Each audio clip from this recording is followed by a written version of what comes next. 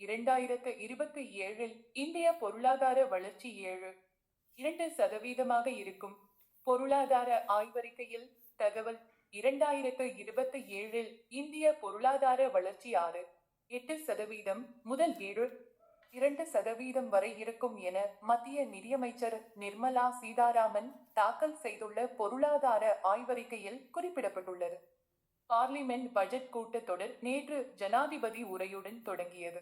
பிப்ரவரி 1ஆம் தேதி 9வது முறையாக பட்ஜெட்டை மத்திய நிதி அமைச்சர் நிர்மலா சீதாராமன் தாக்கல் செய்ய இருக்கிறார். இந்த சூழலில் இன்று ஜனவரி 29 லோக்சபா, ராஜ்யசபா ஆகிய இரு அவைகளிலும் பொருளாதார ஆய்வறிக்கையை நிதி அமைச்சர் நிர்மலா சீதாராமன் தாக்கல் செய்தார். அதன் அறிக்கையில் கூறியிருப்பதாவது: 2027 இந்திய பொருளாதார வளர்ச்சி 6.8% முதல் 7.2% வரை இருக்கும். ஐரோப்பிய யூனியன் உடனான தடையற்ற வர்த்தக ஒப்பந்தம் இந்தியாவின் உற்பத்தி, ஏற்றுமதியை அதிகரிக்கும். நிச்சயமற்ற உலகளாவிய சூழலில் உள்நாட்டு உற்பத்திக்கு முன்னுரிமை அளிக்க வேண்டும்.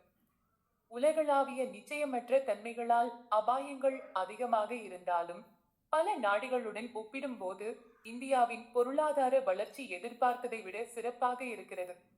உள்நாட்டு தேவையே இந்திய பொருளாதார வளர்ச்சிக்கு முதன்மையான உந்து சக்தியாக திகழ்கிறது.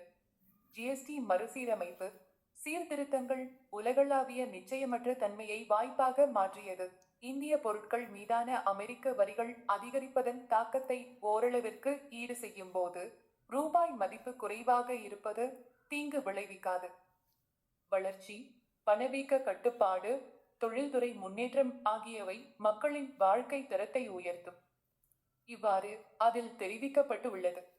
ஒத்திவைப்பு லோக்சபாவை பிப்ரவரி 1ஆம் தேதி காலை 11 மணி வரை சபாநாயகர் ஓம் பிர்லா ஒத்திவைத்தார். பிப்ரவரி 1இல் பட்ஜெட்டை மத்திய நிதியமைச்சர் நிர்மலா சீதாராமன் தாக்கல் செய்கிறார்.